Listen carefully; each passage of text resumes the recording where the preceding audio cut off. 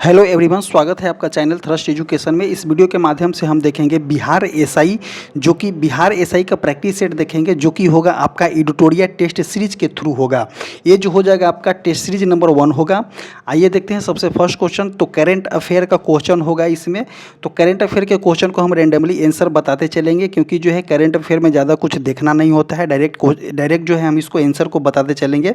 लेकिन जब जैसे ही हमारा अदर सेक्शन आएगा, जैसे कि हिस्ट्री, ज्योग्राफी हो गया, उसके बाद साइंस वाले पोर्शन आएगा, तो हम उसका ऑप्शन वाइज भी कवर करते चलेंगे। तो आइए देखते हैं सबसे फर्स्ट क्वेश्चन होगा हमारा, मिलान करने वाला दिया गया है कि फ्लेमिंगो महोत्सव कहाँ में मनाया जाता है। तो फ्लेमिंगो महोत्सव बता दें आपको कि फ्लेमिंगो महोत्सव जो होता है आपका आंध्र प्रदेश में मनाया जाता है। आगे देखते हैं कि ए का कौन सा दिया गया है। तो देखिए ए का जो है यहाँ पे एक हो जाएगा, तो ऑप्शन नंबर सी जो है यहाँ पे मैच कर जा रहा है कि ए का एक हो जाएगा। आगे देख लेते हैं ऑप्शन कि पांग साउ पास अंतर्राष्ट्रीय महोत्सव कहाँ मनाया जाता है। तो इसका आंसर जो हो जाएगा आपका अरुणाचल प्रदेश में मनाया जाता है। छठा अंतर्राष्ट्रीय बाजरा महोत्सव कहाँ मनाया गया था। तो आपका बेंगलुरु में मनाया गया था। और देखेंगे कि 23वां दिव्य कला मेला कहाँ मनाया गया था। तो आपका अरुणाचल प्रदेश में, बड़ोदरा गुजरात में मनाया गया था। नेक्स्ट क्वेश्चन देखते हैं, इसका आंसर फर्स्ट का जो हो जाएगा आपका सी हो जाएगा। आगे देखते हैं नेक्स्ट क्वेश्चन। नेक्स्ट हो जाएगा आपका 2 नंबर क्वेश्चन कि निम्न में से किस देश में HMPV वायरस का फैलाव हुआ है। तो देखिए निम्न में से किस देश में जो है आपका HMPV वायरस का फैलाव हुआ है। तो इसका आंसर जो हो जाएगा आपका चीन हो जाएगा। चीन की राजधानी आपका बीजिंग होता है। करेंसी जो होता है आपका युआन होता है।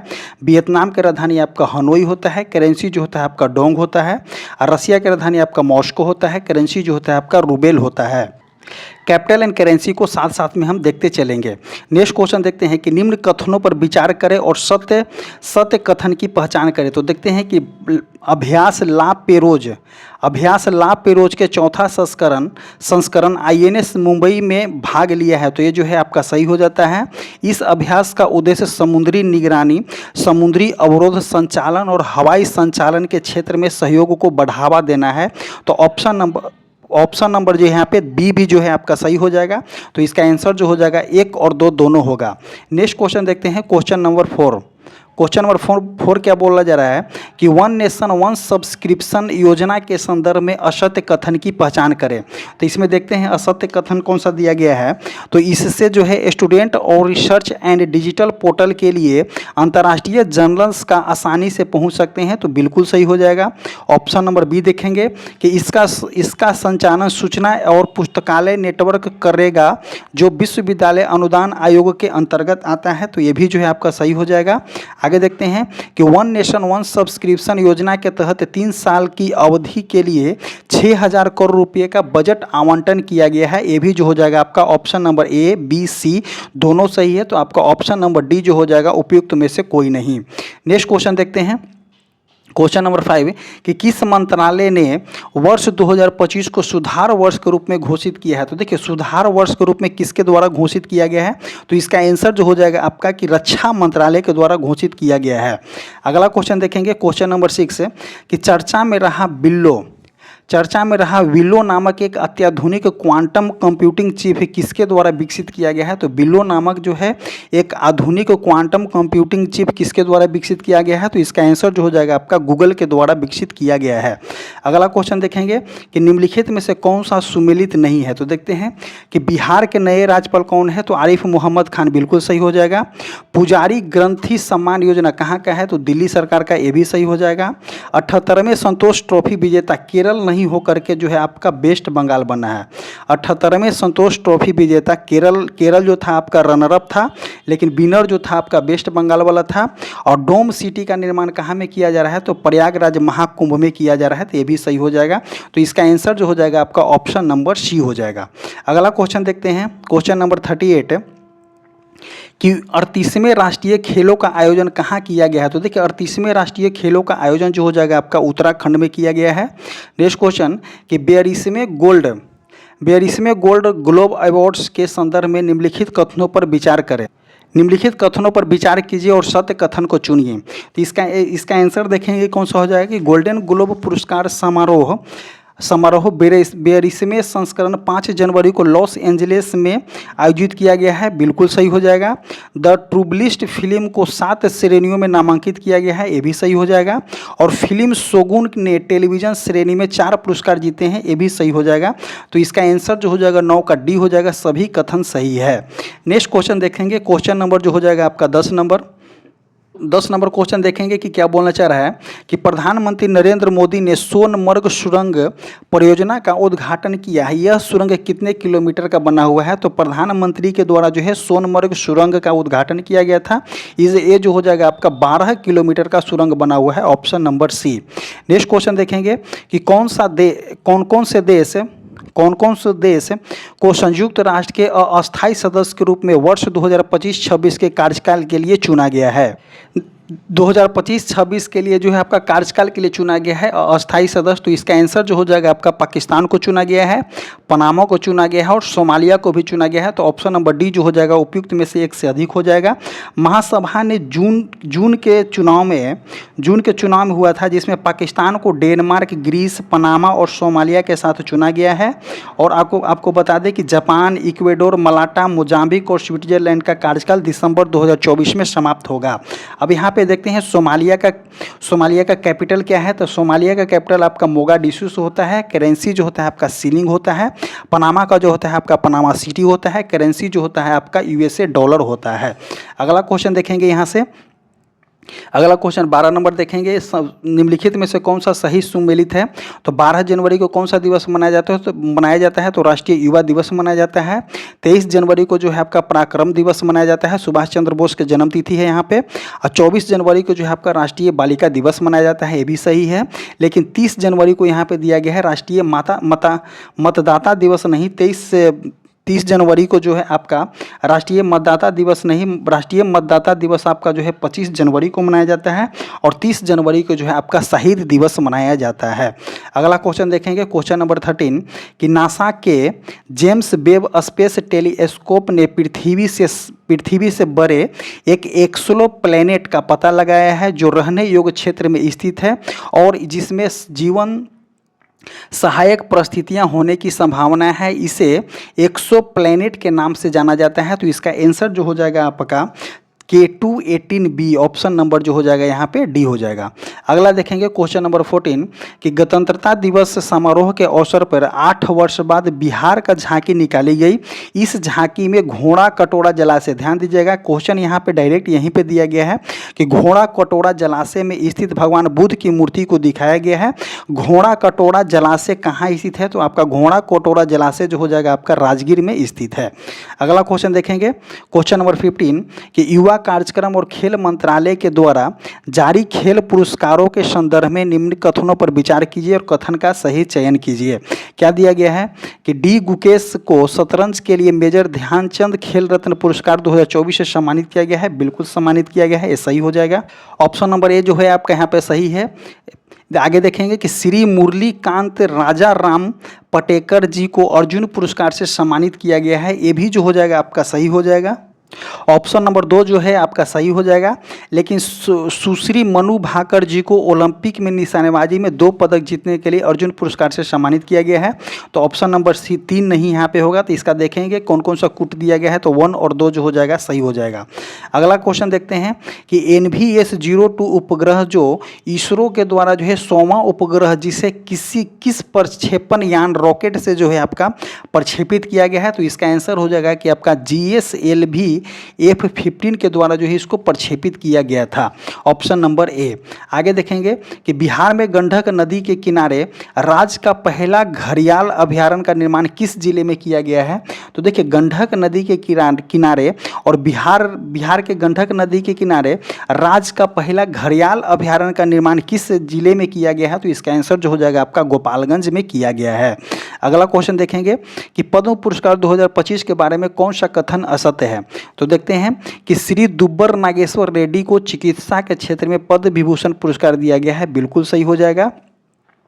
कथन बी देखेंगे कि 2025 में कुल 139 पद्म पुरस्कार की घोषणा किया गया था, जिसमें जो है आपका सात पद्म विभूषण दिया गया था, पद्म भूषण आपका 19 लोगों को दिया गया था और पद्म श्री जो है आपका 113 व्यक्तियों को दिया गया था। तो ये भी सही हो जाएगा।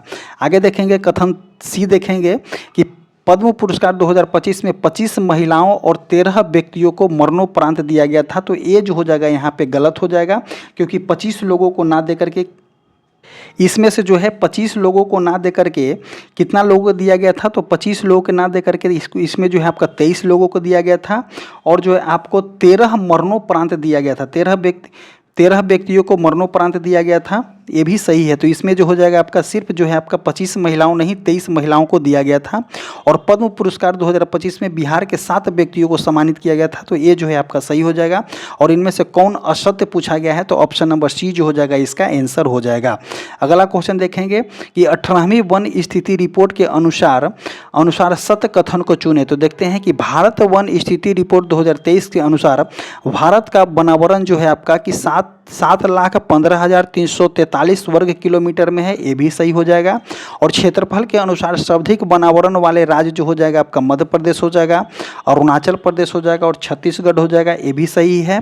और वन स्थिति रिपोर्ट 2023 के अनुसार कुल भौगोलिक क्षेत्रफल का 21.76% है। ये भी सही हो जाएगा। तो इसका आंसर जो हो जाएगा उपयुक्त में से सभी कथन जो है आपका सही है, ऑप्शन नंबर डी। अगला क्वेश्चन देखेंगे।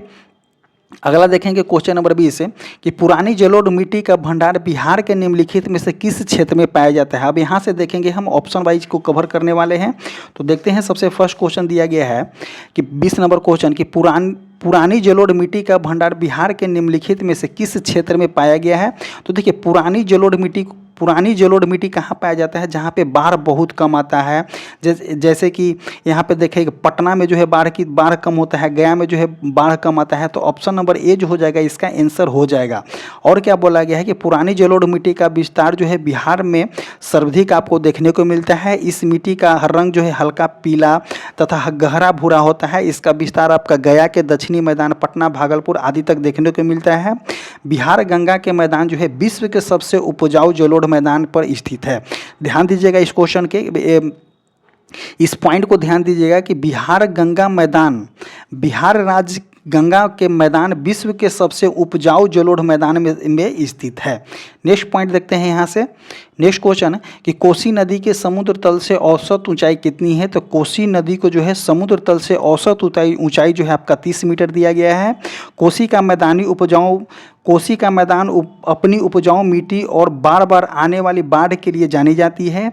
कोसी नदी अपने मार्ग में बहुत अधिक गाद और तलछट्टे लेकर के आती है, जिससे यह मैदान हर साल बाढ़ की चपेट में आ जाता है। कोसी नदी अपने साथ लाई गई उपजाऊ मिट्टी को मैदान में जमा कर देती है, जिससे यह कृषि के लिए बहुत ही आपका उपजाऊ हो जाती है। और कोसी के मैदान में धान, गेहूँ, मक्का और जूट आदि की फसलें आपको उगाई जाती है।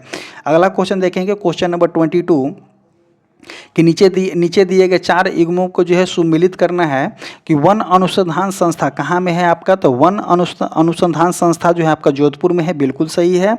हिमालय वन अनुसंधान संस्था आपका देहरादून में ना हो करके कहाँ में है, हिमाचल प्रदेश में है।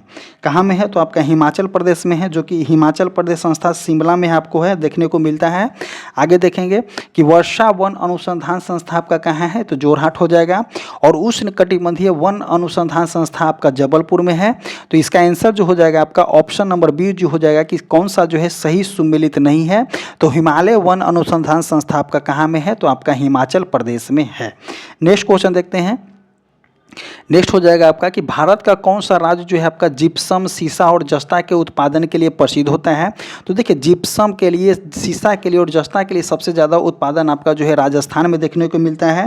राजस्थान भारत में जिप्सम का सबसे बड़ा उत्पादन है, जो देश के कुल उत्पादन का लगभग 90% आपको रखता है। राजस्थान में बड़े पैमाने पर जिप्सम के भंडार है, खास करके बीकानेर, जैसलमेर, बाड़मेर और नागौर जैसे ज़िले में आपको देखने को मिलता है। जिप्सम एक जो है आवश्यक खनिज है, जिसका उपयोग विभिन्न उद्योगों में किया जाता है, जैसे कि सीमेंट उद्योग में, कृषि उद्योग में, प्लास्टर ऑफ पेरिस में इसका यूज किया जाता है। शीशा एवं जस्ता, जिसका जो है शीशा एवं जस्ता जिसका अयस्क गैलेना और स्फेलेराइट है, जिसका सर्वाधिक उत्पादन जो है आपका राजस्थान में होता है। अगला पॉइंट देखेंगे कि पृथ्वी के आंतरिक भाग में किस चट्टान का निर्माण जो है आपका अधिक ऊष्मीय और दबाव के कारण बनता है। तो देखिए अग्नेय चट्टान नहीं बनेगा, ज्वालामुखी चट्टान भी हटा दीजिए, अवसादी हटा दीजिए, तो इसका आंसर जो हो जाएगा आपका क्यांतरित चट्टान बनेगा। पृथ्वी के आंतरिक भाग में क्यांतरित चट्टान उच्च ताप और दबाव के कारण बनते हैं। ये चट्टान तब बनते हैं जब पहले से मौजूद चट्टान जैसे कि आपका अवसादी चट्टान होता है, अग्नेय चट्टान होता है, अत्यधिक गर्म दबाव या गर्म तरल पदार्थों के संपर्क में आ जाता है।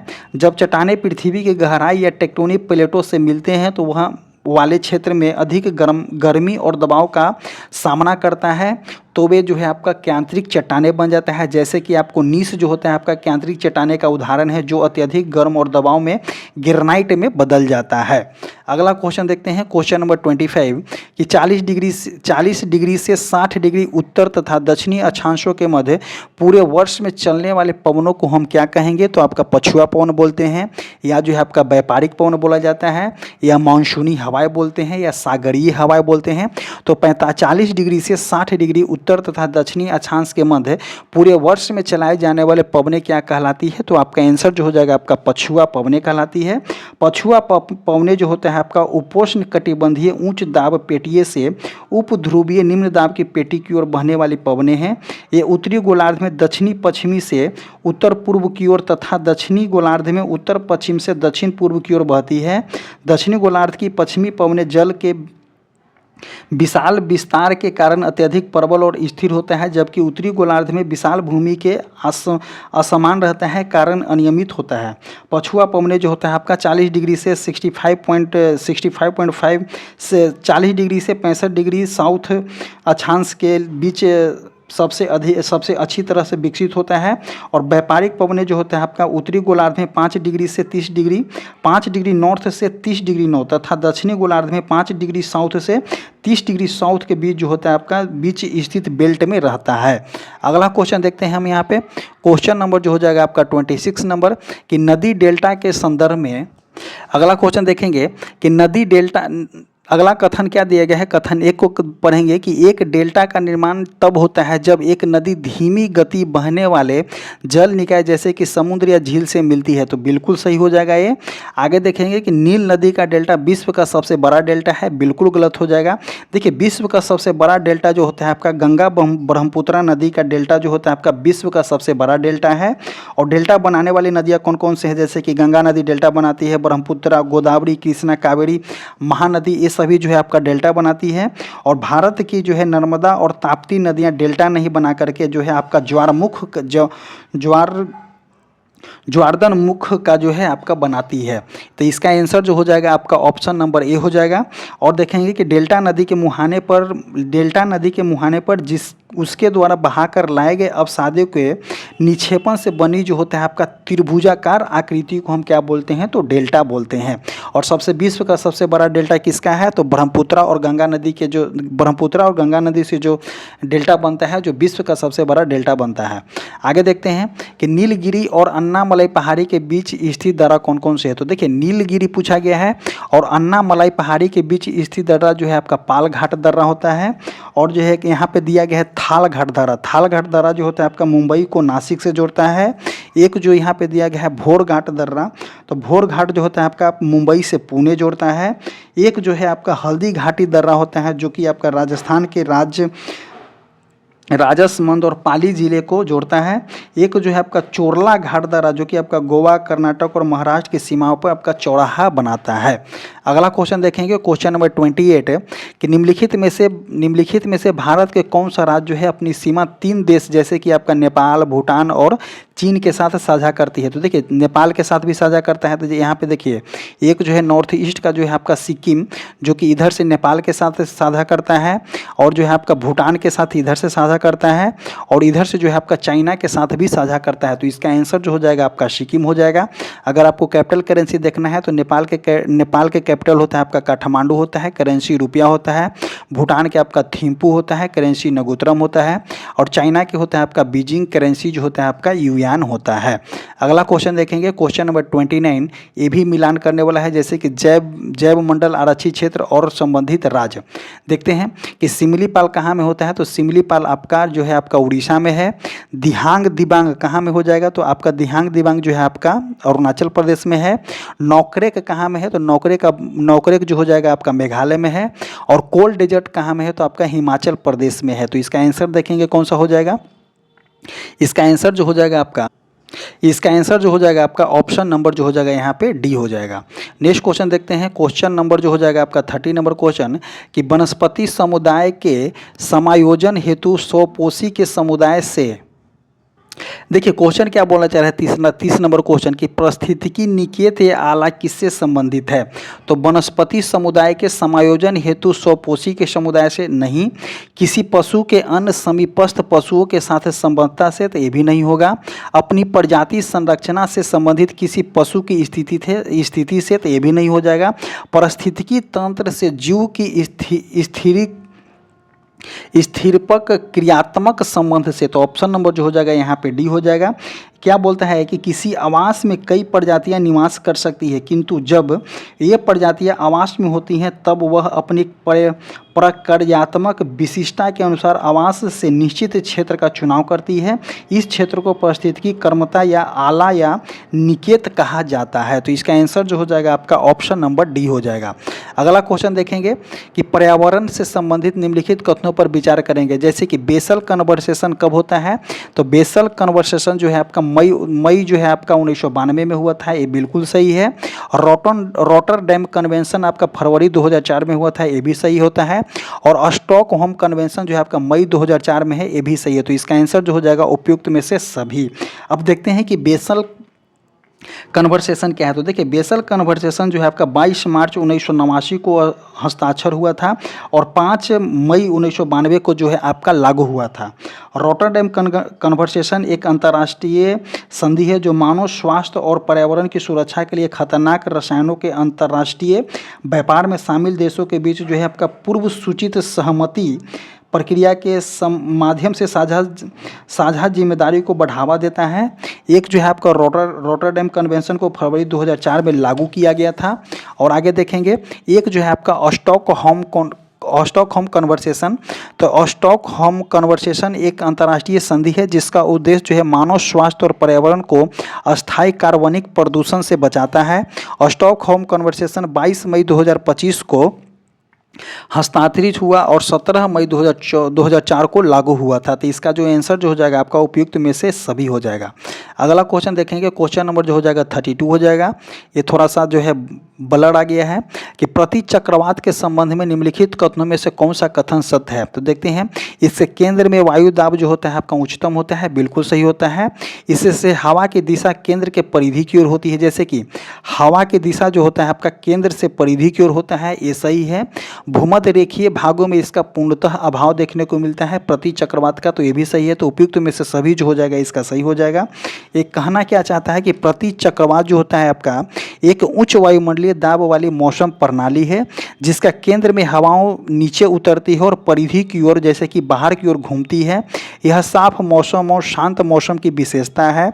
इसके अतिरिक्त उत्तरी गोलार्ध में जो है आपका प्रति चक्रवात दक्षिणी दिशा में घूमता है, जबकि दक्षिणी गोलार्ध में प्रति चक्रवात जो है वामावर्त दिशा में घूमता है। और प्रति चक्रवात का केंद्र उच्च वायुमंडलीय दाब वाला होता है और हवा केंद्र के बाहर की ओर जो है आपका प्रवाहित होती है।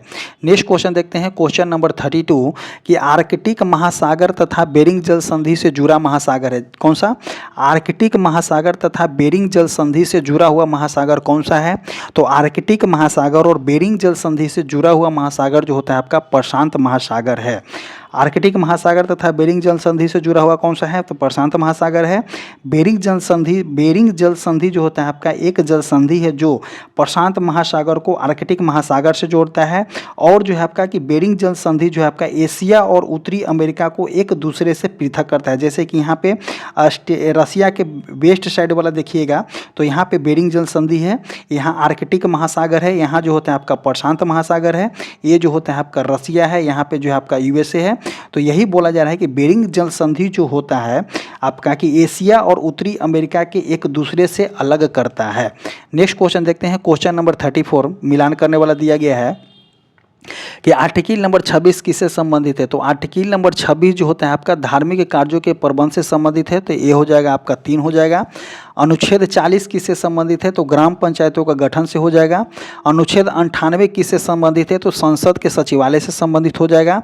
और अनुच्छेद 239 किससे संबंधित है, तो संघ शासित क्षेत्रों के प्रशासन से संबंधित हो जाएगा। तो अब यहाँ पे हो जाएगा डी का 1 हो जाएगा।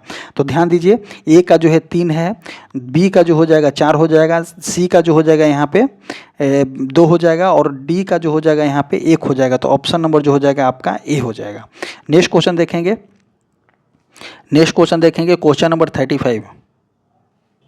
क्वेश्चन नंबर 35 क्या बोलना चाह रहा है कि वर्ष 2011 में भारत के संविधान में होने वाले 97 जो है आपका 97 संशोधन का संबंध किस विषय से है। तो देखते हैं, 14 वर्ष तक के बच्चों के अनिवार्य वे निःशुल्क शिक्षा, इससे संबंधित नहीं है। सरकारी संस्थाओं का गठन व कार्य संचालन, तो ये जो हो जाएगा आपका 35 का बी हो जाएगा। और ये कहता क्या है कि 2011 के 97 संविधान संशोधन अधिनियम के सहकारी समितियों को संवैधानिक दर्जा और संरक्षण आपको दिया गया है। सहकारी समिति का उद्देश्य होता है कि इन समाजों के सामने आने वाली सभी समस्याओं को दूर करना और उन्हें प्रतिबंधित करने का एक कुशल तरीका लाना है तथा सहकारी समिति की आर्थिक गतिविधियों को प्रोत्साहित करना होता है, जो बदले में ग्रामीण भारत की प्रगति में मदद मिलता है। आगे देखते हैं नेक्स्ट क्वेश्चन नंबर जो हो जाएगा आपका 36 हो जाएगा। पंचायती राज के संदर्भ में कौन सा कथन सत्य है। तो देखते हैं, पंचायत समिति और जिला परिषद का अध्यक्ष प्रत्यक्ष निर्वाचित होते हैं। तो देखिए, पंचायत समिति और जिला परिषद के अध्यक्ष, पंचायत समिति पूछा गया है यहाँ पे, और जिला परिषद के अध्यक्ष जो है आपका प्रत्यक्ष निर्वाचित होते हैं।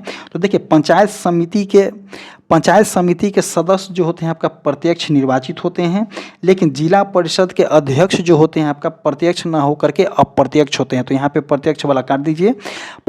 पंचायत चुनाव लड़ने के लिए न्यूनतम आयु 18 वर्ष न होकर के कितना होता है, 21 वर्ष होता है। वोट देने का 18 वर्ष होता है, लेकिन पंचायत चुनाव लड़ने के लिए आपका 21 वर्ष होना चाहिए।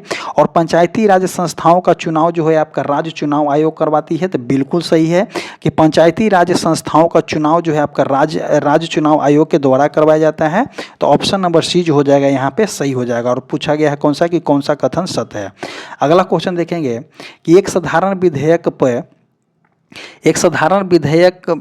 पर संसद के दोनों सदनों के सहमति बैठक में मतदान हो सकता है यदि कोई सदन उसे बिना पारित कर रख सकता है। क्वेश्चन क्या पूछा गया है कि एक साधारण विधेयक पर संसद के दोनों सदनों की सम्मिलित बैठक पे मतदान हो सकता है यदि उसे बिना पारित किए रख सकता है। अगर मान लेते हैं कि किसी जो है आपका, जैसे कि एक जो होता है आपका लोकसभा हो गया या राज्यसभा हो गया, विधानसभा हो गया या विधान परिषद हो गया, ये दोनों में से कोई अगर साधारण विधेयक को अगर मान लेते हैं कि 6 माह तक रोक लेता है, तो वहाँ पे एक जो है आपका दोनों सदनों के सम्मिलित बैठक बुलाना होता है और वहाँ पे मतदान होगा।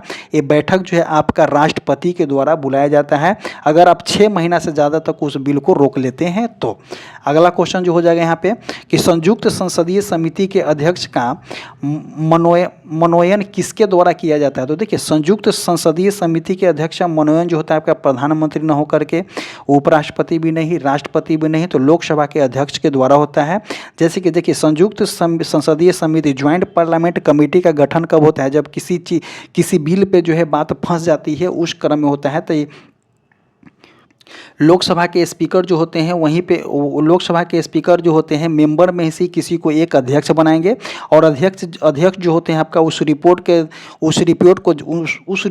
जो होता है आपका जो रिपोर्ट बना जाता है अध्यक्ष जो होता है उस रिपोर्ट के जांच पड़ताल करते हैं और उसके बाद जो है जैसे ही लोकसभा में वो पारित होता है वो अध्यक्ष के पद से जो होता है ऑटोमेटिक समाप्त हो जाता है। अगला क्वेश्चन देखते हैं, क्वेश्चन नंबर जो हो जाएगा आपका 39 नंबर कि 1919 भारत शासन अधिनियम के संदर्भ में द्वैध शासन का क्या अर्थ है। क्वेश्चन पूछा गया है कि 1919 भारत शासन अधिनियम के संदर्भ में द्वैध शासन का क्या अर्थ है। तो एक हो जाएगा आपका कि न्यायपालिका और विधायिका की शक्ति, ये नहीं होगा। केंद्रीय शासन की प्रणाली, ये भी हटाइए। दोहरी राजशाही प्रणाली, ये भी हटा दीजिए। तो इसका आंसर जो हो जाएगा आपका डी हो जाएगा। द्वैध शासन का शब्द का तात्पर्य भारत सरकार अधिनियम 1919 द्वारा शुरू किया गया द्वैध शासन प्रणाली है। यह ब्रिटिश भारत में एक महत्वपूर्ण संवैधानिक सुधार है जिसका उद्देश्य धीरे धीरे स्वशासन की शुरुआत करता है। इस प्रणाली से प्रशासन के विषयों में 2 श्रेणियों में विभाजित किया जाता है, जैसे कि हस्तांतरण विषय और आरक्षित विषय। निर्वाचित भारतीय मंत्रियों और प्रांतों में ब्रिटिश अधिकारियों के बीच शक्तियों के इस विभाजन को दोहरा नियंत्रण कहा जाता है। और बोला गया है क्या कि हस्तांतरण विषय में शिक्षा, व्यवस्था और कृषि जैसे क्षेत्र शामिल थे, जिसका प्रशासन विधान परिषद के प्रति जवाबदेही और भारतीय मंत्रियों द्वारा किया जाना था। एक जो है आपका आरक्षित विषय में कानून और व्यवस्था, वित्त और राजस्व जैसे क्षेत्र शामिल है, जो ब्रिटिश गवर्नर और उसकी कार्यकारी परिषद के प्रत्यक्ष नियंत्रण में है। अगला क्वेश्चन देखते हैं। क्वेश्चन नंबर जो हो जाएगा आपका 40 नंबर कि राज्यसभा के बारे में निम्नलिखित में से कौन सा कथन सत्य नहीं है। तो देखते हैं कि राज्यसभा जो होता है आपका एक अस्थायी निकाय है, बिल्कुल सही है। इसे 3 अप्रैल 1992 को पहली बार विविध गठित किया गया था, ये भी सही हो जाएगा। राज्यसभा में 12 सदस्य जो राष्ट्रपति के द्वारा मनोनीत होते हैं, ये भी सही हो जाएगा। इसके 1/3 सदस्य प्रत्येक वर्ष सेवानिवृत्त होते हैं, तो यही जो हो जाएगा आपका गलत हो जाएगा कि राज्यसभा के प्रत्येक 1/3 सदस्य प्रत्येक 2 वर्ष में जो होता है आपका सेवानिवृत्त होते हैं। तो इसका आंसर जो हो जाएगा आपका ऑप्शन नंबर डी हो जाएगा। राज्यसभा के बारे में यही गलत है। अगला क्वेश्चन देखते हैं। क्वेश्चन नंबर 41 कि भारतीय संविधान द्वारा प्रदत्त निम्न में से कौन सा अधिकार जो है आपका गैर नागरिकों को भी उपलब्ध किया गया है। जैसे कि संविधान, देखिए अभिव्यक्ति की स्वतंत्रता जो है गैर नागरिकों को नहीं दिया गया है। देश के किसी भी भाग में घूमने व बसने की स्वतंत्रता नहीं दिया गया है, उसके नहीं दिया गया है। संपत्ति अर्जित करने का स्वतंत्रता भी नहीं दिया गया है। तो आपका संवैधानिक निराकरण का अधिकार दिया गया है, ऑप्शन नंबर ए हो जाएगा। नेक्स्ट क्वेश्चन देखते हैं। क्वेश्चन नंबर जो हो जाएगा आपका 42 नंबर कि भारत के संविधान का भाग 15वां संबंधित है। तो देखते हैं भारत के संविधान 14वां किससे संबंधित है। तो देखिए भारत के संविधान 14वां क्या बोला गया है कि जैसे यहाँ पे दिया गया है संघ और राज्यों के बीच संबंध। तो देखिए संघ जो होता है आपका भाग 5 में संबंधित है और राज्य जो होता है आपका भाग 6 में संबंधित है। और संघ और राज्यों के अधीन सेवाएं जो है आपका भाग 14 से संबंधित है।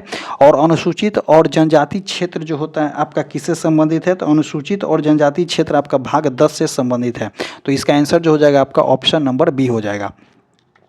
अगला क्वेश्चन देखते हैं। देखिए ये जो क्वेश्चन है आपका किसका क्वेश्चन है, ये आपका रीजनिंग का क्वेश्चन है। इसको स्किप कीजिए, हम सिर्फ जीके और जीएस को कवर करेंगे। ये भी जो है आपका रीजनिंग का क्वेश्चन है, इसको भी हटाइए। आगे देखते हैं। ये जो है आपका इंग्लिश का क्वेश्चन है 45 नंबर। 46 नंबर भी इंग्लिश का क्वेश्चन है। 47 नंबर जो है आपका दिग्दर्शन का सही संधि विच्छेद पूछा गया है। तो इसका आंसर दिग्दर्शन हो जाएगा, ऑप्शन नंबर डी। एक पूछा गया हिंदी दिया गया है कि एक मुंह दो बात मुहावरे का अर्थ क्या है। तो देखिए अपनी बात से पलट जाना, जो ऑप्शन नंबर सी हो जाएगा। शुद्ध वर्तनी चयन किया करना है, तो दीर्घायु जो है यहाँ पे शुद्ध लिखा गया है। 50 नंबर क्वेश्चन जो है आपका रीजनिंग का क्वेश्चन है, इसको हटाइए। ऐसे इसको देखिए 2 1 यहाँ पे देखिए ये दोनों को जोड़िएगा, 21 और 31 को जोड़िएगा तो 52 हो जाएगा। 39 और 46 को जोड़िएगा तो 85 हो जाएगा। इसी तरह से जो है आपका 16 और 83 को जोड़िएगा तो कितना हो जाएगा, 99 हो जाएगा। तो ऑप्शन नंबर डी हो जाएगा। नेक्स्ट देखते हैं। ए वाला जो क्वेश्चन 51 जो है मैथमेटिक्स है, इसको हटाइए। 10 क्वेश्चन इस तरह से आपको देखने को मिलेगा। 52 भी मैथमेटिक्स है, इसको भी स्किप कीजिए। आगे देखते हैं 53 भी मैथ है। अगला क्वेश्चन देखेंगे हम 44 नंबर से, जो कि आपका हिस्ट्री का क्वेश्चन है कि सबने अवज्ञा आंदोलन की असफलता के बाद गांधी जी का सबने अवज्ञा आंदोलन जो असफलता के बाद गांधी जी ने किसका महत्व दिया था। देखिए जब सबने अवज्ञा आंदोलन असफल हो गया था, तो देखिए सबने अवज्ञा आंदोलन जो है आपका 1930 से लेकर के 34 तक चला था। अपने उद्देश्य को पूरा नहीं कर पाया गांधी जी ने महसूस किया कि सिर्फ राजनीतिक विरोध से स्वतंत्रता नहीं मिलेगी, देश को सामाजिक रूप से मजबूत बनाना होगा।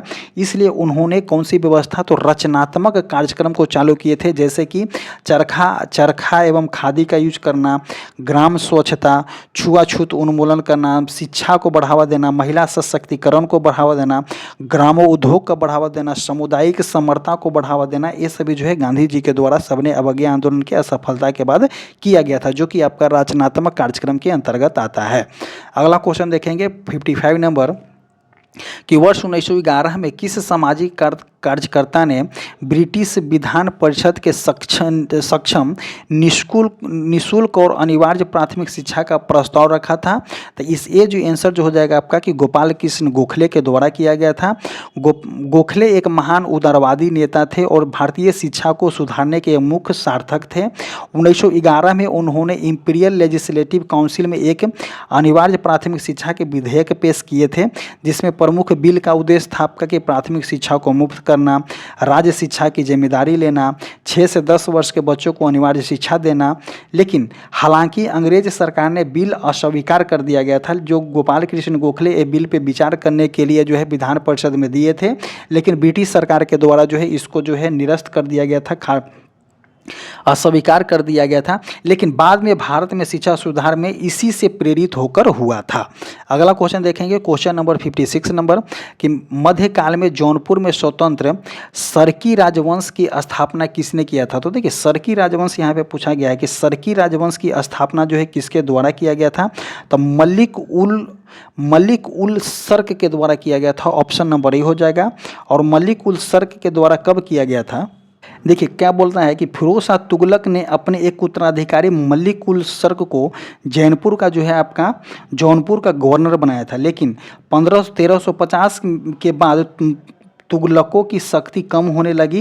अब मलिक उल सर्क ने जौनपुर को स्वतंत्र घोषित किया और सरकी वंश की स्थापना की और जौनपुर को सिराजे हिंद भी कहा गया था। तो सरकी राजवंश की स्थापना किसके द्वारा किया गया? तो मलिक उल सर्क के द्वारा किया गया है। आगे देखते हैं नेक्स्ट क्वेश्चन, क्वेश्चन नंबर 57 कि अधिक संख्या में दफनाए गए बच्चों का शवदान प्राप्त हुआ था। तो देखिए मालवा संस्कृति में नहीं, कायाथा संस्कृति नहीं, अहारा संस्कृति नहीं, तो जारवे संस्कृति में आपको सबसे ज़्यादा देखने को मिलता है कि जारवे संस्कृति जो है आपका पश्चिम भारत में मुख्य रूप से महाराष्ट्र में और मध्य प्रदेश के मालवा क्षेत्र में आपको फैले देखने को मिलता है। यह ताम्रलिपि संस्कृति लगभग 1400 ईसा पूर्व से 700 ईसा पूर्व तक अस्तित्व में थी, जिसमें 2 अलग अलग चरण थे। जैसे कि प्रारंभिक चरण जो है आपका 1400 से 1000 ईसा पूर्व तक था। प्रारंभिक जौरवे जो था 1400 से 1000 ईसा पूर्व तक था और अंतिम जौरवे जो था आपका 1000 से 700 ईसा पूर्व तक था। इसमें महत्वपूर्ण बस्तियां थे, जैसे कि बस्तियां था 200 से अधिक जारवे बस्तियां की खोज किया गया था। एक जो था आपका वास्तुकला यहाँ पे था कि जो घर आमतौर पर मिट्टी के दीवारों और छप्पर वाली छत के साथ आयताकार होता था और अक्सर आंगन होती थी। एक जो था मृदभांड जो था, जो कि जौरवे संस्कृति अपनी विशिष्ट काले पर लिखे लाल मृदभांड के लिए प्रसिद्ध था, जिसे अक्सर ज्यामितीय पैटर्न में सजाया जाता था। कृषि के लिए यहाँ पे गेहूं, जौ, बाजरा और जैसे फसलें उगाई जाती थी। उपकरण और शिल्प जैसे कि जौरवे लोग पत्थर के औजार, तांबे के उपकरण इस्तेमाल करते थे और मृदभांड और धातु कर्म की कुशलता देते थे। अगला क्वेश्चन देखेंगे यहाँ पे, क्वेश्चन नंबर 58 नंबर।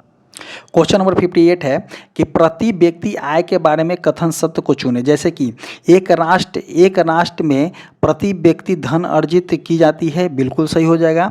यह जनसंख्या के जीवन स्तर का मूल्यांकन करता है, ये भी सही हो जाएगा। यह पूरी आबादी के जीवन की गुणवत्ता को प्रतिनिधित्व करता है, तो ये भी सही हो जाएगा। तो इसका आंसर जो हो जाएगा आपका 58 का डी हो जाएगा, उपयुक्त में से सभी। नेक्स्ट क्वेश्चन देखते हैं, क्वेश्चन नंबर जो हो जाएगा आपका 59 नंबर होगा।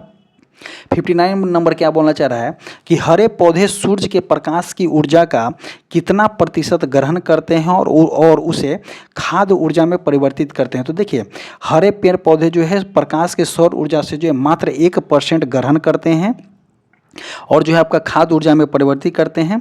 पृथ्वी को सौर की विशाल ऊर्जा मिलती है, जैसे कि पृथ्वी को सूरज की विशाल ऊर्जा मिलती है, लेकिन पौधे इसका पूरा उपयोग नहीं कर पाते हैं। औसतम वनस्पति सूरज के कुल विकिरण का केवल 1% भाग प्रकाश संश्लेषण के लिए उपयोग करते हैं और उस ऊर्जा का भी केवल 10 से 25% रासायनिक ऊर्जा में बदलने के लिए करते हैं। इसलिए पृथ्वी का फूड चेन उत्पादित सीमित होता है। अगला क्वेश्चन देखते हैं हम। क्वेश्चन नंबर जो है आपका सूची 1 और सूची 2 को मिलान करने वाला है कि आर्सेनिक, यहाँ पे दिया गया है आर्सेनिक जो होता है आपका, देखिए आर्सेनिक से जो होता है आपका मस्तिष्क होता है, तो ये जो हो जाएगा 1 का 2 हो जाएगा। कैडमियम से क्या होता है, तो आपका हड्डी कमज़ोर होता है, जैसे कि देखिए ए बी का 3 हो जाएगा। और पॉलीविनाइल क्लोराइड से क्या होता है, आपका फेफड़े का कैंसर होता है, तो ए हो जाएगा आपका। और बेरियम से क्या होता है, तो श्वसन संबंधित बीमारी होती है। अब देखेंगे हम आर्सेनिक के बारे में कि आर्सेनिक से क्यों मस्तिष्क का सूजन होता है। तो देखिए आर्सेनिक से जो होता है आपका तंत्रिका तंत्र के रोग, जैसे कि मस्तिष्क में सूजन होता है। आर्सेनिक तंत्रिका कोशिकाओं को नुकसान पहुँचाता है। इसमें जो होता है आपका मस्तिष्क सूजन तथा त्वचा और फेफड़े पर भी प्रभाव डालता है।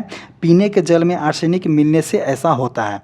अगला देखेंगे हम कैडमियम, जैसे कि कैडमियम में जो होता है आपका, कैडमियम यूज होने से आपका जो है हड्डी कमज़ोर होता है, जिसको हम इटाई रोग बोलते हैं।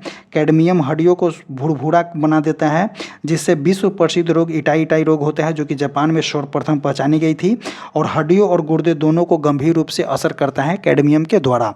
अब देखते हैं पॉलीविनाइल क्लोराइड, जिसको हम पीवीसी बोलते हैं। इससे फेफड़े एवं यकृत के कैंसर का खतरा जो होता है आपका बढ़ जाता है। लंबे समय तक संपर्क स्वास्थ्य के लिए अत्यंत हानिकारक है। एक जो होता है आपका बेरियम क्या करता है कि बेरियम जो होता है आपका धूल फेफड़ों में जम जाती है। नतीजा जो होता है आपका सांस लेने में दिक्कत होता है, खांस होता है, ब्रोंकियाई में जलन होता है और फेफड़ों की समस्या होती है। बेरियम के लवण जो होता है अत्यधिक विषैला होता है। अगर बात करते हैं तो 60 का आंसर की, तो 60 का आंसर जो हो जाएगा आपका, आंसर जो हो जाएगा यहाँ पे ए हो जाएगा। नेक्स्ट क्वेश्चन देखते हैं। क्वेश्चन नंबर जो हो जाएगा 61 नंबर कि समांतर ठंड में निम्नलिखित में से कौन सा नासिक संतुलन के लिए उत्तरदायी होता है। तो देखिए समांतर ठंड में अगर नासिक संतुलन के लिए उत्तरदायी जो होता है आपका हिस्टामिन होता है।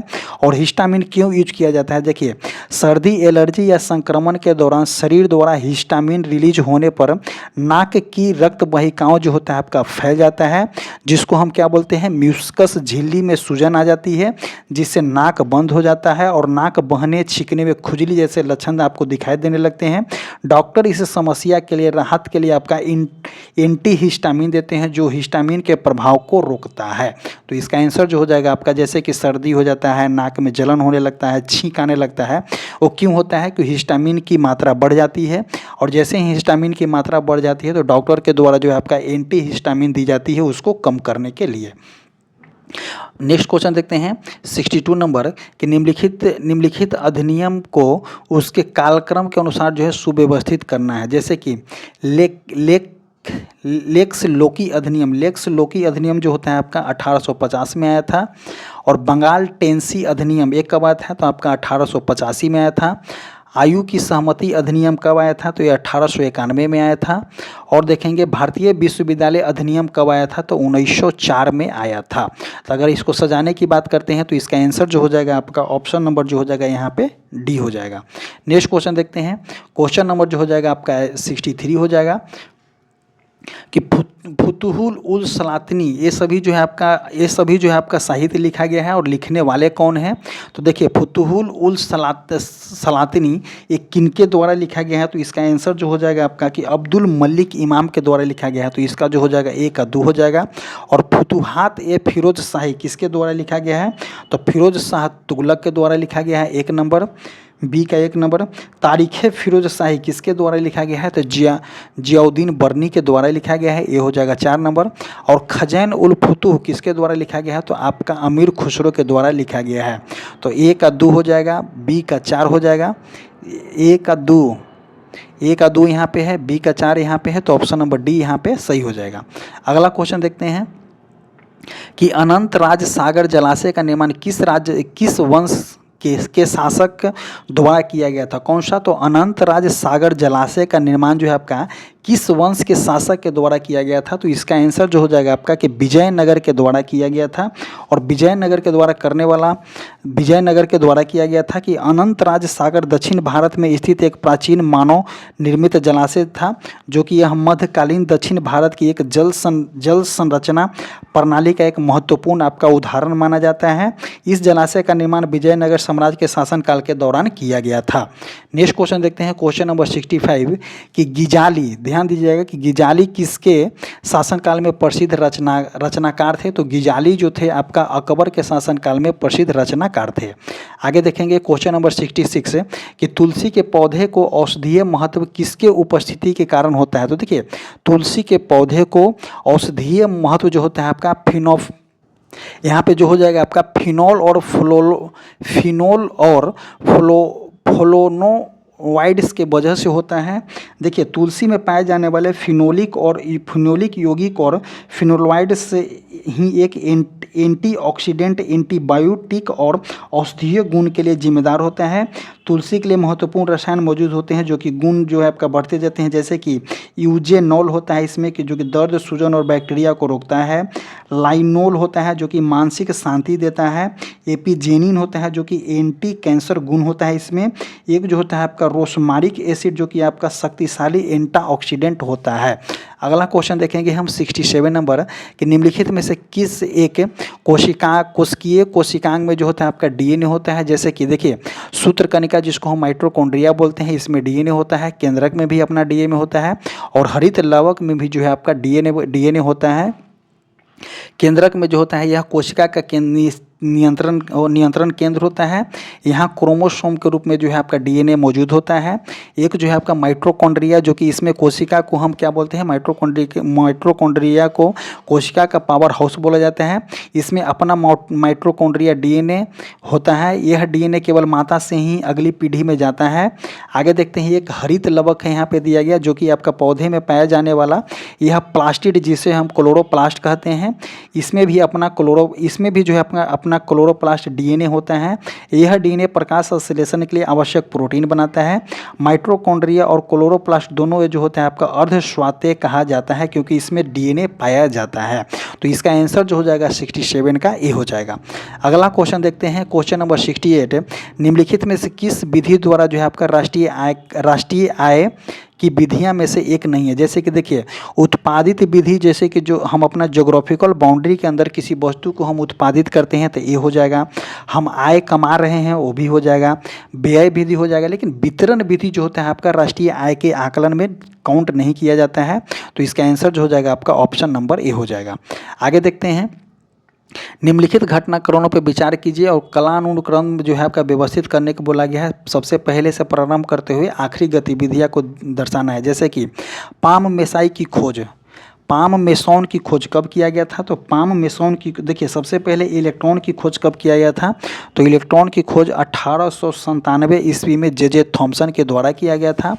और प्रोटॉन की खोज जो हो जाएगा आपका, प्रोटॉन की खोज कब किया गया था? तो 1917 ईस्वी में जो है आपका प्रोटॉन की खोज किया गया था, अर्नेस्ट रदरफोर्ड के द्वारा किया गया था। और 1932 में जो है आपका न्यूट्रॉन की खोज जो आपका जेम्स चैडविक के द्वारा किया गया था। और मेसॉन की खोज जो है आपका 1947 ईस्वी में CF पॉल्वे ने किया था। तो इसका आंसर जो है आपका कौन सा हो जाएगा? 3 हो जाएगा। 3 के बाद जो हो जाएगा आपका 4 हो जाएगा। 4 के बाद 2 हो जाएगा। 2 के बाद यहाँ पे 1 हो जाएगा। 4 3 4 2 1 3 4 2 1 ऑप्शन नंबर सी। अगला क्वेश्चन देखेंगे, क्वेश्चन नंबर 70 नंबर निम्नलिखित में से कौन सा आधुनिक भारतीय इतिहास में घटनाक्रम में कालानुकृत है? जैसे कि मार्ले मिंटो कब आया था? 1909 ईस्वी में आया था। गांधी इरविन समझौता कब हुआ था? तो 5 मार्च 1931 को हुआ था। अगस्त प्रस्ताव आपका 1940 में आया था। और जालियांवाला कांड जो है आपका 1919 में आया था। तो देखिए, ये सभी ए वाले नहीं है। देखिए, मार्ले मिंटो 1909 आया था। जलियांवाला बाग जो है आपका 13 अप्रैल 1919 आया था। गांधी इरविन समझौता 5 मार्च 1931 था। और अगस्त प्रस्ताव जो आपका 1940 था। तो ऑप्शन नंबर जो यहाँ पे सी हो जाएगा। और देखेंगे, मार्ले मिंटो सुधार 1919 क्या बोलता है कि अंग्रेजी सरकार ने भारतीय प्रशासन और राजनीति में कुछ बदलाव करने के लिए यह सुधार किया था।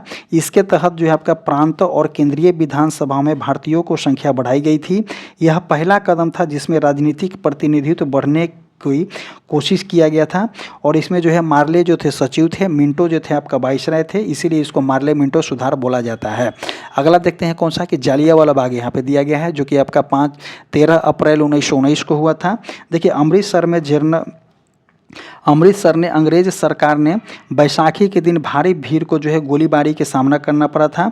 जनरल डायर ने हजारों निर्दोष लोगों को गोली चलाई, जिसमें जो है कई महिलाएं और बच्चे भी मारे गए थे। इस घटना को भारतीय स्वतंत्रता आंदोलन की क्रांति और गुस्से की और लहर पैदा कर दिया था। एक जो था आपका गांधी इरविन समझौता आपका 5 मार्च 1931 को हुआ था। यह समझौता महात्मा गांधी और वायसराय लॉर्ड इरविन के बीच में हुआ था। इसका मुख्य उद्देश्य क्या था कि सबने अवज्ञा आंदोलन को रोक देना था, जो कि इरविन के तरफ से बोला गया था, और ब्रिटिश सरकार और कांग्रेस के बीच जो है राजनीतिक समझौते को स्थापित करना था। लेकिन इसके लिए कुछ कुछ शर्त रखा गया था, जैसे कि सभी राजनीतिक बंदियों को रिहा कर दिया जाएगा, कांग्रेस आंदोलन बंद करेगी और कानून का पालन करेगी, अंग्रेज कानून का पालन करेगी, अंग्रेजी सरकार सहयोग और कर विरोध आंदोलन को समाप्त करने का वादा किया था, असहयोग आंदोलन और नागरिक अवज्ञा आंदोलन को रोकने के शर्त बोला गया था, राजनीतिक कैदियों को रिहा कर दिया गया था। यह समझौता 1931 में गांधी इरविन वार्ता का परिणाम था और भारतीय राष्ट्रीय कांग्रेस का एक महत्वपूर्ण था। एक जो था आपका यहाँ पे अगस्त प्रस्ताव दिया गया है कि ब्रिटिश सरकार ने भारत में स्वयं शासन की दिशा में कुछ कदम बढ़ाने के लिए जो है प्रस्ताव रखा था। इससे प्रमुख प्रस्ताव कहा गया था, इसमें प्रमुख क्या क्या था, तो युद्ध के बाद जो है भारत को संविधान सभा बनाई जाएगी, सभी वर्गों और समुदायों का प्रतिनिधित्व होगा। यह प्रस्ताव कांग्रेस और मुस्लिम लीग दोनों के लिए निर्णायक नहीं था, लेकिन स्वतंत्रता आंदोलन में राजनीतिक दबाव बढ़ा था। आगे देखते हैं नेक्स्ट क्वेश्चन 71 नंबर के, किस स्वतंत्रता सेनानी ने लाठी और अखाड़ा क्लब की स्थापना किया था। तो देखिए लाठी और अखाड़ा क्लब की स्थापना जो आपका बाल गंगाधर तिलक के द्वारा किया गया था। बाल गंगाधर तिलक ने लाठी और अखाड़ा क्लब की स्थापना किया था और इसका उद्देश्य जो है भारतीय युवाओं को शारीरिक प्रशिक्षण और राष्ट्रीय चेतना बढ़ाना, इसके माध्यम से अन्य स्वदेशी और राष्ट्रीय भावना को प्रोत्साहित करना है। और इन्होंने जो है आपका केसरी और मराठा नामक समाचार पत्र के माध्यम से ब्रिटिश नीतियों का विरोध किए थे। अगला क्वेश्चन देखते हैं यहाँ पे कि सैयद वंश के सुल्तानों का सही कला अनुक्रम क्या है। तो देखिए सैयद वंश की स्थापना कब किया गया था। तो देखिए सैयद वंश की स्थापना आपका 1414 ईस्वी में किया गया था। 1414 ईस्वी में खिर्ज के द्वारा किया गया था, तो एक हो जाएगा। उसके बाद कौन आया था, तो उसके बाद आपका मुबारक शाह आया था। उसके बाद कौन सा आया था, तो मुबारक शाह आया था 3 नंबर। मुबारक शाह के बाद आपका मोहम्मद शाह आया था। उसके बाद जो है आपका अलाउद्दीन आलम शाह आया था। तो 1 3 2 4 1 3 2 4 किस में है, ऑप्शन नंबर सी में है। अगला क्वेश्चन देखते हैं यहाँ पे कि निम्नलिखित में से कौन सा गुप्तकालीन प्रशासनिक विभाजन का सही अंग है। जैसे कि यहाँ पे सबसे बड़ा कौन होता है, भुक्ति क्या बोला जाता है, जैसे कि सबसे बड़ा प्रभाव। भुक्ति के बाद कौन सा आता है, तो विषय आता है। विषय क्या बोला जाता है, प्रांत या जिला को बोला जाता था। एक जो था आपका बीथी किसको बोला जाता था, तो नगर और कस्बा को बोला जाता था। और एक यहाँ पे ग्राम दिया गया है जो कि आपका गांव और आसपास के क्षेत्र को बोला जाता था। तो यही सही कला अनुक्रम है, तो 73 का ए हो जाएगा। अगला क्वेश्चन देखेंगे 74 नंबर कि नैनो टेक्नोलॉजी का जनक किसे कहा जाता है। तो नैनो टेक्नोलॉजी का जनक जो होता है आपका रिचर्ड फेरमैन को कहा जाता है। और रिचर्ड फेरमैन ने जो है आपका 1959 में प्रसिद्ध भाषा में जो है आपका बोले थे कि there is plenty of room at the bottom. Nano technology का उपयोग जो है आपका कार्बन नैनो ट्यूब में किया जाता है, नैनो सेंसर में किया जाता है, नैनो मेडिसिन में किया जाता है। अगला क्वेश्चन देखेंगे 75 नंबर कि किस शैवाल से जो है आयोडीन की प्राप्ति होती है। तो देखिए आयोडीन की प्राप्ति जो होता है आपका सारगैसो भी शैवाल है, काइडस है, लेकिन इसका अगर बात करते हैं आयोडीन की प्राप्ति जो होता है आपका लेमिनीरिया शैवाल से होता है। तो ऑप्शन नंबर बी हो जाएगा। अगला देखेंगे निम्नलिखित में से किस विटामिन की कमी से जो है आपका सिलिकिया रोग होता है। तो सिलिकिया रोग जो होता है आपका विटामिन 12 की कमी के कारण होता है। जैसे कि सिलिकिया रोग में विटामिन 12 सहित कई पोषक तत्वों की कमी होती है, क्योंकि यह रोग जो होता है आपका छोटी आंत के अवशोषण को प्रभावित करता है। विटामिन 12 सीलियक रोग से पीड़ित लोगों को अक्सर विटामिन 12 का स्तर कम हो जाता है। एक जो होता है यहाँ पे दिया गया है विटामिन सी से जो होता है इसकी कमी से स्कर्वी रोग होता है। एक यहाँ पे दिया गया है विटामिन ई, इसकी कमी से तंत्रिका संबंधी समस्या होती है। एक दिया गया है यहाँ पे विटामिन के दिया गया है कि इसकी कमी से रक्त के जमने की समस्या होती है। अगला क्वेश्चन देखेंगे कि किसने कहा था कि साक्षरता अपने आप में शिक्षा नहीं है। जैसे कि अगर कोई व्यक्ति नाम लिखना जान रहा हो, ग्राम जान रहा हो, लेकिन वो एक प्रकार का शिक्षा नहीं है। एक कथन जो है किनके द्वारा कहा गया था, तो महात्मा गांधी के द्वारा कहा गया है कि साक्षरता अपनी आप में शिक्षा नहीं है। यह कथन महात्मा गांधी के द्वारा बोला गया था। इनका मानना था कि सच्ची शिक्षा में नैतिक और आचार विचार मूल्य सहित व्यक्ति का समग्र विकास शामिल होता है, न कि केवल साक्षरता। अगला क्वेश्चन देखेंगे 78 नंबर कि बुलेट प्रूफ जैकेट में आमतौर पर निम्नलिखित में से किस सिंथेटिक फाइबर का उपयोग किया जाता है। तो देखिए, जब भी बुलेट प्रूफ का यूज किया जाता है तो उसमें आमतौर पर जो है आपका केलवर का यूज किया जाता है। जैसे कि केलवर एक जो होता है अत्यंत मजबूत सिंथेटिक फाइबर बना होता है, जिसका उपयोग आप बुलेट प्रूफ जैकेट में करते हैं, हेलमेट में करते हैं, सुरक्षा उपकरणों के निर्माण में करते हैं। आगे देखते हैं, एक जो होता है आपका पॉलीएमाइड श्रेणी का फाइबर है, जो कि बहुत हल्का, लचीला और इस्पात से 5 गुना अत्यधिक मजबूत होता है। कौन सा? तो केलवर। नेक्स्ट क्वेश्चन 79 नंबर कि कौन सा कार्य जो है आपका मेडुला ओब्लांगाटा द्वारा नियंत्रित होता है। तो देखिए, मेडुला ओब्लांगाटा के द्वारा छींकना भी नियंत्रित होता है, उल्टी करना नियंत्रित होता है, खांसना नियंत्रित होता है। तो उपयुक्त में से सभी हो जाएगा। मेडुला ओब्लांगाटा मस्तिष्क का निचला भाग है, यह ट्यूब या फनल के आकार का होता है। मेडुला ओब्लांगाटा में कार्य श्वसन, हृदय गति और पाचन को नियंत्रित करता है। यह हमारे मस्तिष्क को मेरुरज्जु, पोन्स और प्रमस्तिष्क वुल्कुट से जोड़ता है। मस्तिष्क को अग्र मस्तिष्क, मध्य मस्तिष्क और पश्च मस्तिष्क 3 भाग में विभाजित करता है।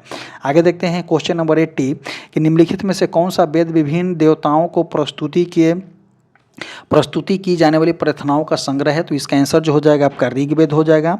ऋग्वेद हो जाएगा। ऋग्वेद में जो है आपका 10 मंडल होता है, 1028 युक्ति होता है और 10,580 रचनाएं होता है। ऋग्वेद में अग्नि, इंद्र, मित्र, वरुण और अन्य देवताओं के प्रस्तुति की जाने वाली प्रार्थनाओं का एक संग्रह है। और सबसे पुराना वेद जो है, चारों वेद में सबसे पुराना वेद जो होता है आपका ऋग्वेद होता है। अगला क्वेश्चन देखते हैं, मिलान करने वाला दिया गया है कि दीवाने अर्ज किससे संबंधित है। तो देखिए, दीवाने अर्ज जो होता है आपका किससे संबंधित है, तो ए का सी हो जाएगा। देखिए, ए का सी जो इसमें ऑप्शन नंबर 1 ही में दिया गया है, तो इसका आंसर जो हो जाएगा आपका ऑप्शन नंबर ए हो जाएगा। ए का सी हो जाएगा।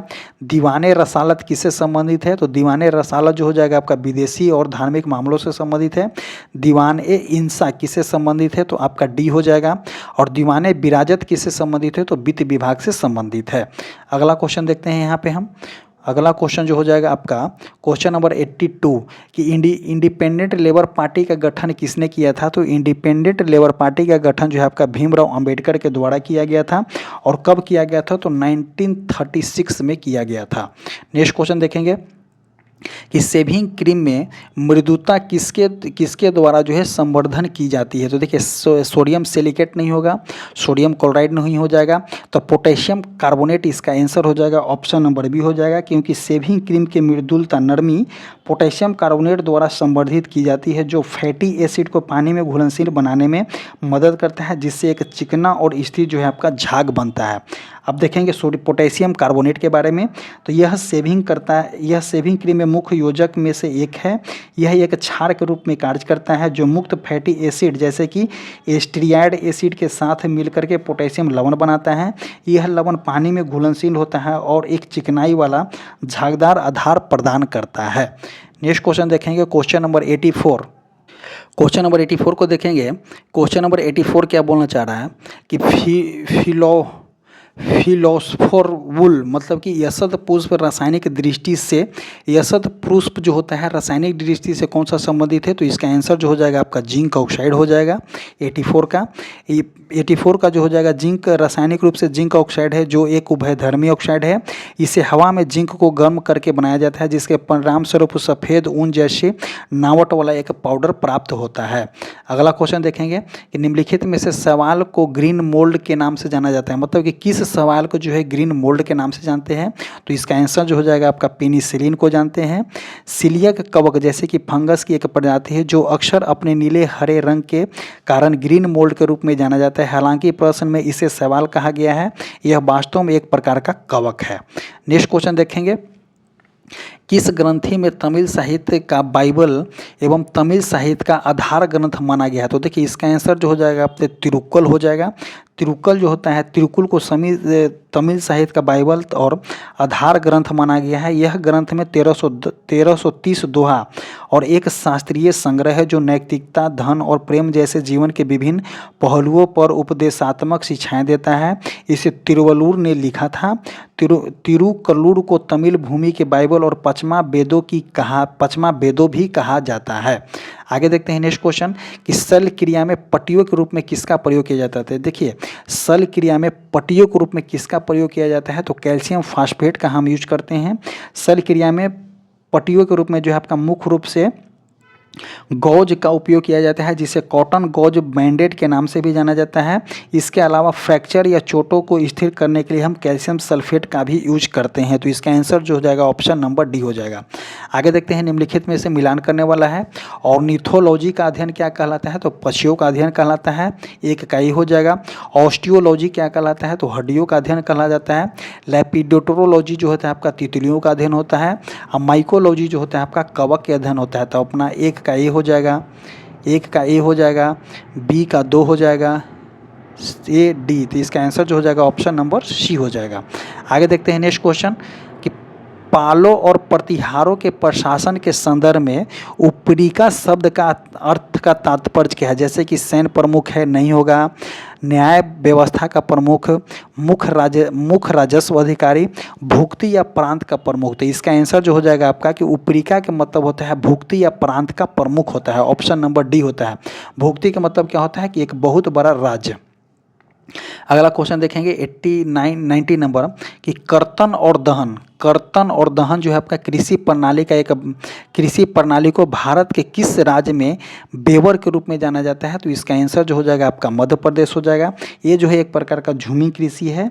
कर्तन एवं दहन कृषि प्रणाली को भारत में मध्य प्रदेश में बेवर या दहिया के नाम से जाना जाता है। यह एक प्रकार के स्थानांतरण कृषि है जहाँ खेती के लिए भूमि को साफ करने के लिए प्राकृतिक वनस्पति को काटा और जलाया जाता है। जैसे कि यहाँ पे दिया गया है आपका मध्य प्रदेश में स्थानांतरित कृषि को क्या बोलते हैं? तो बेवर और दहिया बोलते हैं। आंध्र प्रदेश में पोंड या पेंदा बोलते हैं। उड़ीसा में पामा डाबी, कुवान या डिम्बरा बोलते हैं। झारखंड में कुरुआ बोलते हैं। पूर्वोत्तर राज्य में झुमिंग बोला जाता है। पश्चिमी घाट में कुमारी बोला जाता है।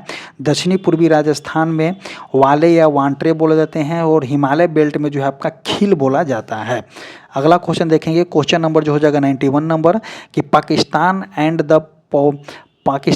द पार्टीशन ऑफ इंडिया पुस्तक के लेखक कौन है? तो इसके लेखक जो हो जाएंगे आपका डॉक्टर भीमराव अंबेडकर हैं। नेक्स्ट क्वेश्चन देखेंगे कि 92 नंबर 1961 में बेलग्रेड में गुट निरपेक्ष आंदोलन का प्रथम सम्मेलन में कुल कितने देशों में भाग लिए थे? तो इसका आंसर जो हो जाएगा आपका कि कुल जो है आपका 25 देशों ने भाग लिए थे। जैसे देखिए सितंबर 1961 में हुआ था। कब हुआ था? तो सितंबर 1961 में गुट निरपेक्ष आंदोलन में जो है आपका टोटल 25 देश भाग लिए थे। जैसे कि भारत के तरफ से जवाहरलाल नेहरू थे, यूगोस्लाविया के तरफ से टिटो थे, मिस्र के तरफ से नासिर थे, इंडोनेशिया के तरफ से सुकार्नो थे, घाना के तरफ से जो कौन थे? तो क्वामे नुकुमा थे। नेक्स्ट क्वेश्चन देखेंगे, क्वेश्चन नंबर 93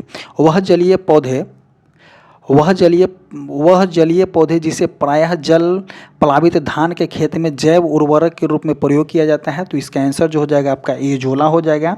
एजोला में नाइट्रोजन संवर्धन बैक्टीरिया रहते हैं जो वायुमंडलीय नाइट्रोजन को जोड़कर मिट्टी की उर्वरता को बढ़ाते हैं। यह धान के खेतों में प्राकृतिक उर्वरक की तरह काम करते हैं और रासायनिक उर्वरक की आवश्यकता को कम करते हैं। एक यहाँ पे दिया गया है आपका लेमा के मतलब होता है कि छोटी जलीय पौधे मुख्य रूप से खाद या पशु चारे के लिए यूज किया जाता है। एक दिया गया यहाँ पे बोल्फिया होता है कि सबसे छोटा पौधा जल निकासी क्षेत्रों में पाया जाता है। एक यहाँ पे दिया गया आपका ट्रैपा जो होता है जल में रहने वाला पौधा जिसे अक्सर खाद के लिए उगाया जाता है। नेक्स्ट क्वेश्चन देखते हैं यहाँ पे नेक्स्ट क्वेश्चन हो जाएगा कि माथुरी लोक नृत्य किस राज्य से संबंधित है। तो माथुरी लोक नृत्य जो हो जाएगा आपका तेलंगाना से संबंधित है।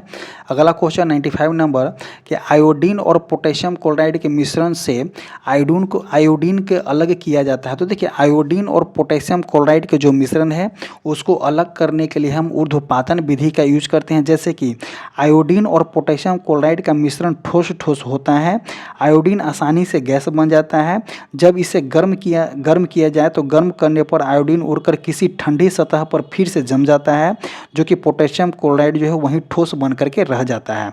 कुछ ठोस पदार्थ सीधे गैस में बदल जाते हैं, जो जब उन्हें गर्म किया जाता है तो बिना पहले तरल में बदल जाते हैं। यह प्रक्रिया को बिना तरल में बदले आपको डायरेक्ट गैस में बदल जाते हैं, उसी को हम ऊर्ध्वपातन बोलते हैं। नेक्स्ट क्वेश्चन देखेंगे 96 नंबर कि निम्नलिखित में से कौन सा कृषि पद्धतियों का सही क्रम है। तो देखिए सबसे पहले कृषि करने के लिए हम मिट्टी को तैयार करेंगे, बिल्कुल सही है। तो मिट्टी के तैयार करने में सिंचाई नहीं होगा, पहले हम बुआई करेंगे। फिर ऑप्शन नंबर बी देखेंगे तो यहाँ गलत हो गया। मिट्टी को तैयार करेंगे, उसके बाद क्या करते हैं तो बीज को बुआई करते हैं, बुआई करने के बाद हम सिंचाई करेंगे, सिंचाई करने के बाद हम इसको कटाई करेंगे। तो ऑप्शन नंबर जो हो जाएगा यहाँ पे बी हो जाएगा। आगे देखते हैं नेक्स्ट क्वेश्चन नंबर 97 नंबर कि पूंजी खाता परिवर्तनीय को सिफारिश निम्न में से किस समिति ने किया था। पूंजी खाता परिवर्तनीय को सिफारिश निम्न में से किस समिति के द्वारा किया गया था। तो इसका आंसर जो हो जाएगा आपका तारापोड़ा समिति के द्वारा किया गया था। एक जो है इसमें आपका रंगराजन समिति दिया गया है। इसका आंसर जो हो जाएगा आपका ऑप्शन नंबर ए हो जाएगा तारपोड़ा समिति। तारपोड़ा समिति जो हो जाएगा आपका पूंजी खाता परिवर्तनीय की सिफारिश से संबंधित है। नेक्स्ट क्वेश्चन देखेंगे 98 नंबर बिना प्रतिनिधित्व कोई कराधान नहीं, मतलब कि नो टैक्सेशन विदाउट रिप्रेजेंटेशन, ये कब नारा दिया गया था। तो आपका अमेरिकन क्रांति के तरफ से नारा दिया गया था। और अमेरिका में कब हुआ था तो 1776 में स्वतंत्रता की घोषणा आपका कब हुआ था। तो अमेरिका की स्वतंत्रता की घोषणा आपका 4 जुलाई 1756 में हुआ था। और 1783 में जो हुआ था आपका पेरिस की संधि के तहत ब्रिटेन ने आधिकारिक रूप से अमेरिका की स्वतंत्रता की घोषणा किया था। किस संधि के तहत तो पेरिस के संधि के तहत। नेक्स्ट क्वेश्चन देखते हैं क्वेश्चन नंबर 99 कि फ्रांस में 14 जुलाई को किस ऐतिहासिक घटना के कारण के कारण मनाई जाती है। तो देखिए 14 जुलाई को कौन हुआ था तो बास्तिल का पतन हुआ था। तो देखिए 14 जुलाई 1789 का बास्तिल किला गिराया गया था। यह फ्रांसीसी क्रांति की शुरुआत मानी जाती है और यह हर साल बास्तिल दिवस या फ्रांस का राष्ट्रीय दिवस के रूप में मनाया जाता है। कब मनाया जाता है तो आपका 14 जुलाई को मनाया जाता है। अब देखेंगे लास्ट क्वेश्चन कि 2011 की जनगणना के अनुसार भारत की जनसंख्या का कितना प्रतिशत शहरी क्षेत्रों में निवास करती है। तो आपका देखिए 2011 के जनगणना के अनुसार भारत में जो आपका 11.3% जो है आपका निवास करती है। वही अगर ग्रामीण के बारे में बात करते हैं तो ग्रामीण कितना निवास करती है तो 88, इसको घटा दीजिए 100 से, तो 88.7% जो है आपका ग्रामीण वास करती है 2011 के जनगणना के अनुसार। इसी तरह से जो है आपका 100 क्वेश्चन समाप्त होता है। आपको वीडियो कैसा लगा कमेंट करके जरूर बताइएगा। ये जो है आपका एडिटोरिया का जो खाकी सीरीज 3.0 चल रहा है, इसका फर्स्ट सेट आज आपका 9 तारीख को हुआ था। तो इसी को हम डिस्कशन लेकर के आए हैं, तो आप इसको जरूर देखिए। और आपको बता दें कि हमारा जो टेलीग्राम चैनल है, कमेंट बॉक्स और डिस्क्रिप्शन बॉक्स में उसका लिंक पिन कर दिया गया है, जाइए और टेलीग्राम चैनल से ज्वाइन कीजिए। Thank you.